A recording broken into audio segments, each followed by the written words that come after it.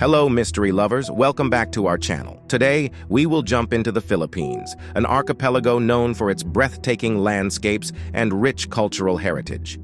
But did you know it's also home to some of the spookiest haunted locations in Asia? From ghostly ladies in white to abandoned discos echoing with the past, our journey today will leave you with goosebumps. Buckle up as we explore the 5 most haunted places in the Philippines. 5. Balete Drive. It is infamous for its resident ghost, a lady in a white veil.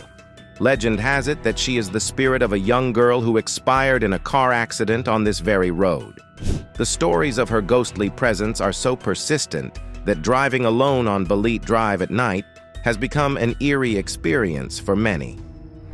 According to local folklore, the White Lady appears to drivers late at night, often standing in the middle of the road or suddenly appearing in the back seat of the car.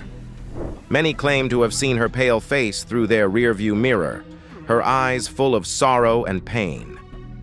The legend suggests that she is seeking justice for her untimely demise, and her restless spirit will continue to haunt the area until she finds peace. One of the most harrowing tales involves a group of teenagers who decided to test their courage by driving down Balete Drive at midnight. As they neared the middle of the road, they saw a figure dressed in white standing under a balete tree. The figure suddenly appeared in front of their car, forcing the driver to swerve and crash into a ditch. When they looked back, the figure was gone. Terrified, they quickly fled the scene, but they all swore they saw the same ghostly lady. Another story tells of a man who, after a late night at work, was driving home alone. As he passed Balete Drive, his car radio began to emit static, and he felt an intense chill. Glancing in his rearview mirror, he saw the White Lady sitting in his back seat, staring at him with hollow eyes. Panicked, he sped up, and when he looked again, she was gone. The man never drove down Balete Drive again, opting for longer routes to avoid any further encounters. 4. Ozone Disco. In March 1996, a devastating fire broke out, claiming the lives of over 100 people, mostly graduating students. On the night of the fire, the disco was packed with young people celebrating their graduation. The fire started suddenly, and due to the overcrowded space and locked emergency exits, many were unable to escape. Visitors have felt an overwhelming sense of sadness and dread, as if the lost souls are still trying to find their way out of the building. One particularly chilling tale involves a group of urban explorers who decided to visit the ruins of Ozone Disco at night. As they wandered through the dark, dilapidated halls, they suddenly heard the unmistakable sound of laughter and music, as if a party were still going on. The explorers followed the sounds, but each time they got closer, the noise would move further away, deeper into the building. Eventually, they reached a room where they saw faint, ghostly figures dancing. Terrified, they fled the scene, but the memory of that night haunts them to this day. Another story involves a security guard who patrolled the area. One night, he heard the distinct sound of people screaming and crying for help. He rushed to the source of the noise, only to find an empty, dark room. The screams continued, growing louder and more desperate until they suddenly stopped. The guard felt a chill run down his spine as he realized the cries were echoes of the tragic night when so many young lives were lost. 3. Manila Film Center. Built in 1981 under the ambitious vision of First Lady Imelda Marcos, the center was intended to host the first Manila International Film Festival and elevate the Philippines to a prominent cultural status. But on November 17, 1981, a catastrophic accident occurred when scaffolding inside the building collapsed, causing an estimated 169 workers to fall into quick-drying cement. Reports suggest that instead of halting construction to rescue the victims, the project continued to meet the tight deadline. Many of the workers were buried alive within the cement, their bodies entombed within the structure itself. Visitors and workers at the Manila Film Center have reported hearing unexplained noises, such as cries for help, hammering and drilling, reminiscent of the construction activities that abruptly ended with the accident. These sounds are believed to be the anguished spirits of the trapped workers, forever echoing their last moments of desperation.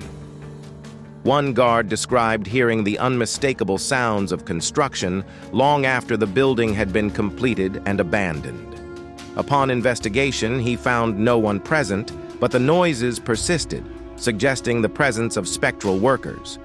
Another guard witnessed a spectral figure covered in cement, silently pleading for help, an apparition thought to be one of the entombed workers. Paranormal investigators who have explored the Manila Film Center have reported a strong sense of sadness and despair permeating the building. A particularly disturbing account involves a film crew that used the site for a shoot. They experienced a series of technical malfunctions, cameras failed to work, lights flickered, and unexplained cold spots were felt throughout the building. One crew member reported seeing a ghostly figure in the shadows, watching them intently. The persistent disturbances forced the crew to abandon the shoot, further cementing the building's haunted reputation. 2. Bahay na Pula, Red House. It is located in San Ildefonso, Bulacan. It is a house with a sinister reputation. Its blood-red hue and eerie ambiance make it stand out, but it's the stories of hauntings that truly capture the imagination. During World War II, it was reportedly used as a garrison by Japanese soldiers. Many believe that the blood of those tortured and killed in the house has seeped into the walls, giving it its ominous hue. One chilling tale involves a group of friends who decided to explore Bahay na Pula. As they ventured deeper into the house, they heard whispers and footsteps following them. One of them felt a cold hand grip his shoulder, but when he turned around, no one was there. Suddenly, they all saw a ghostly figure of a woman in a traditional Filipino dress, her eyes filled with sorrow and pain. She let out a blood-curdling scream, and the friends ran out of the house, never to return. Another story tells of a local man who, driven by curiosity, decided to spend a night in Bahay na Pula. He reported hearing footsteps and doors creaking open and shut by themselves. At midnight, he saw a group of spectral figures dressed in old military uniforms. They seemed to be reenacting scenes of torture and interrogation. The man felt an overwhelming sense of fear and sadness, as if he were witnessing the house's dark history unfold before his eyes. He left at dawn, vowing never to return. 1. Fort Santiago.